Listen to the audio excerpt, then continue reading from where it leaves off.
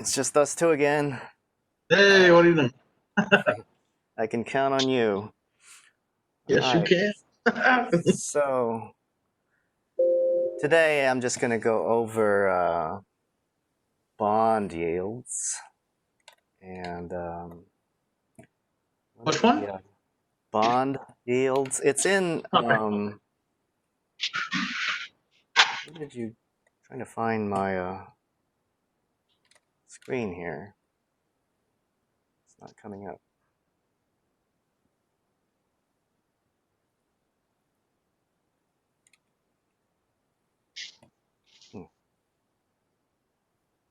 There we are. All right. So I'm recording. Bond yields will be in the financial chapter. I think the poverty chapter is pretty self-explanatory, but we're almost at the end of the semester, just a couple more weeks. I think the monopoly and output graphs are done. I think most of you have gotten it, and so that's good. Don't forget I put these recordings online on the in updates page. I see it on your YouTube too. Yeah. As if people are searching for things to watch. All right, let me get up the bond page. So just let me talk about just investments and interest rates first. You have to have a basic knowledge of how interest rates work before you can understand bonds. So you can start with like a savings account in a bank. Well, now they don't have interest rates. It's like make zero interest now. But in the olden days, you could make 5%, 10% per year in a savings account. So you'd put in $100, and at the end of the year, you'd have like $105 if it was 5% interest. So there's a formula for that, and the book will have it in there. But the formula is what they call present value and future value. So your original $100 in a bank account will be called present value. And the money you have at the end left is future value. So that present value grows in 1 year, at 5% to say $105. So the formula would be, present value times 1 plus the interest rate equals your year-end amount. Now, if you have multiple years, you will put the years as a exponent over the 1 plus the percentage rate. But I don't think we'll be dealing in multiple years here. So why do we add a 1 to the percentage? Well, if you just had the percentage times your present value, $100 times 0.5 is $5. So that's only the interest part. If we put a 1 in front of the interest rate, then it carries over the principal, and you're ending up with $105. So you can also reverse that too. If you say you ended up with $105, what was your starting amount a year prior? Well, you would divide it by that component. I'm gonna, or I don't know, can you mute your mic, Nathan? I'm gonna mute my mic. Yeah, I just know. All right, so if you ended up with $105, you divided it by 1 plus 0.05, the interest rate, to equal your present value. So it's like backing out of it. So instead of multiplying by that 1.05, you would divide your future value by 1.05. You can do that also with, say, depreciating investments, like you bought a sports car and it depreciates by 1.05 percent or 0.5% a year. So your future value is your, well, actually, your starting amount if it's going lower. So if you bought your sports car at $105 and a year later it's 5% less, you divide that by 1.05 and you'd end up with $100. Okay, so let's talk about investments in general. So stocks, bonds, even other things you can view as money machines. So, even stocks are like that. So a stock is just investment in a company. And basically, investors invest without, falling in love with their product or anything. I mean, basically, you need to stick with the money only, and you pick whatever you think will throw off money every year. So stocks can do that, bonds can do that. So a bond is like a savings account. Say you commit $100 for a year for like a 1-year bond, or it's like a CD, certificate of deposit, and that will throw off cash every year. Now, if it's a 1-year bond, that's kind of it, just 1 year, and then you're done. You get your whole principal and interest back. So a bond that costs $1,000 at 8% interest will give you $8, at the end of the year. So your future value will be $1,008, or no, $80 interest. So that's like a money machine. And with bonds, it doesn't vary. It's like a contract that the company or government must pay. So companies can issue bonds and governments can issue bonds like this. It's kind of like a loan. That's how they get money in. They sell you a bond, they borrow your money, and they pay you back with interest. Now, government is supposed to be absolutely safe, and that's why the interest rates are pretty low. Companies are more risky, so they have to up their interest rate to make it more attractive to people to compensate for that interest. So, so government bonds, I don't know, right now might be at 1%, 3% maximum. But let's just say we have an 8% bond here by, say, a company, and it throws off $80 a year. That's called your coupon, or your coupon rate. Your coupon rate is 8%, and that just means the interest. Well, let me close this door.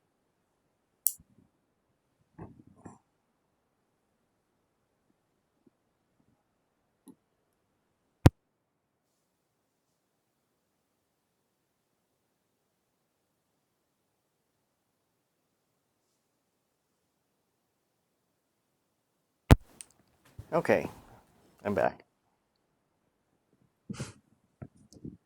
Okay, so your bond has a interest or coupon rate of 8%, which will throw off $80 a year for that $1,000 bond. Now, what if the going rate out there was 12%? What does that mean? Well, say all these other companies are issuing bonds for 12%. You, as the investor, wants a bigger return, and say everything is equal, like the risk and all that will be equal. So 8% doesn't look too good, since you can get a better investment return with a 12% interest rate that maybe some other competing company is offering. So what you can do is say that, okay, I'll buy your 8% bond, but I'm going to pay you less because I need to be kind of compensated for that loss. For every $1,000 I put into another company that throws off $12, I want that same return from your bond. So the trick is, how do we do this deal with an 8% bond? Because let's say that's just a fixed interest rate. They printed all these bond sheets, and they don't want to reprint them. It just says 8%. Well, let's analyze how to make our yield, and this is called annual yield, 12% from this 8% bond. And remember, with any investment, you're buying a money machine. So the lower you pay for your money machine, and it's still throwing off the same money every year, the better off you are. So let's pay less for this 8% bond. Now, how do we figure that out? Well, let's just start with the 8% bond. And your calculation would be, well, how do we find the percentage rate, the yield on 8% bond? Well, if you started out paying $1,000 for this bond, and at the end of the year, you end up with 1,080, the formula is 1,000 times something equals 1080. And that's going to be, you're going to have to put a 1 in there, so it's a 1 plus, say, 0.08 will equal 1080. Or you can just do some algebra and do 1080 over 1,000, divide both sides by 1,000, and you come out with 1.08. So that's your magic number in there that figure out your present value times your magic number equals your future value. Okay, so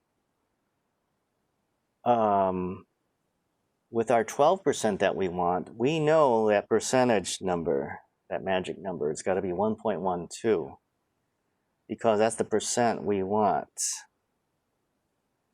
And we know from that 8% bond we're trying to buy, we're still going to get 1080 at the end of the year because that's the coupon rate. We can't change the machine's money making ability. So that bond, whether you get it for $1,000 or nothing, is going to crank out $80 a year. So we don't know the present value of our hypothetical 12% yield investment. So, let's just put it into our formula. Some present value times 1.12 will equal your 1080 because that's all you can get from that 8% bond.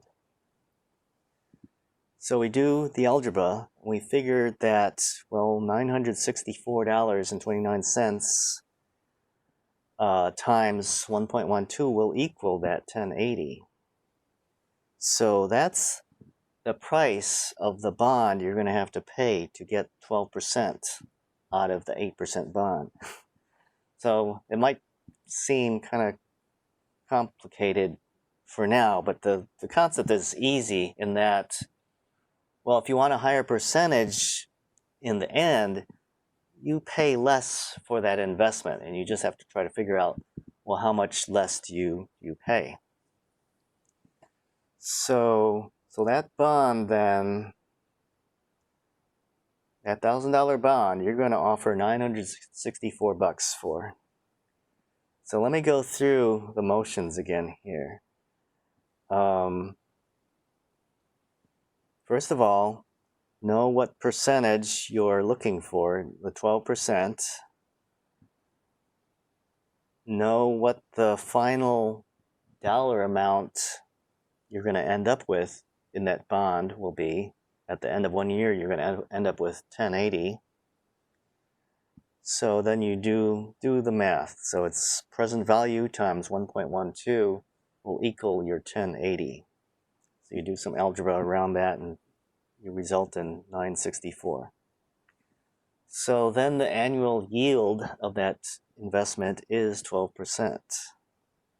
If we paid $1,000 for that bond, the annual yield would be 8%. Annual yield just means your final ultimate percent interest you're making. So, Nathan, what do you think is the complicated part here? Honestly, it all speaks for itself. It's just multiplication and division, just knowing the formula. Yeah, I think and it's the easiest chapter. Yeah, and you have to kind of work it out, work it with numbers that you know is right, like on this example, and just keep playing with it. And if you know the theory of it, you should be able to correct yourself and know if something's going wrong here. So, I don't think we can do that with stocks since the output is kind of unknown.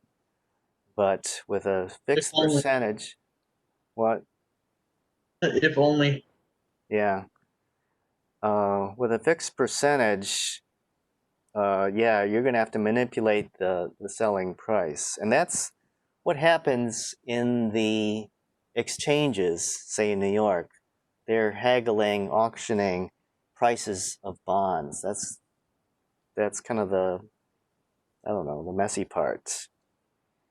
So, given this, doesn't this look like a better investment than unknown stocks? Or, I don't know, what do you think the disadvantages of bonds are? Don't you have to wait for bonds to pay back fast? Well, you can always sell them. They have 30-year bonds, like from the Treasury, 30-year notes, but you don't have to wait 30 years because you're holding a money machine and you can just sell that to someone else and say, here's your money machine and it's going to throw off money for you, and the only negotiation is the yield. Now, if your money machine was 8% right now, and the going rates for everything is, like 3%, you can sell your bond for more than $1,000. See how that works? Yeah. Is there a risk to Because losing the money machine? what? Is there a risk like to where bonds just become useless out of nowhere? Yeah. Depending on who is responsible for paying it back. Now, if it's the U.S. government, so far the U.S. government hasn't failed yet. Um, Companies will fail. So, yeah, companies may default on paying bonds. Um, that's why the interest rate has to be higher to look more attractive to investors. The investors don't want that much risk with companies unless the return is high. So, say with government bonds, it's safe, it's predictable, but the interest rate is low. So, that's kind of the downside of that.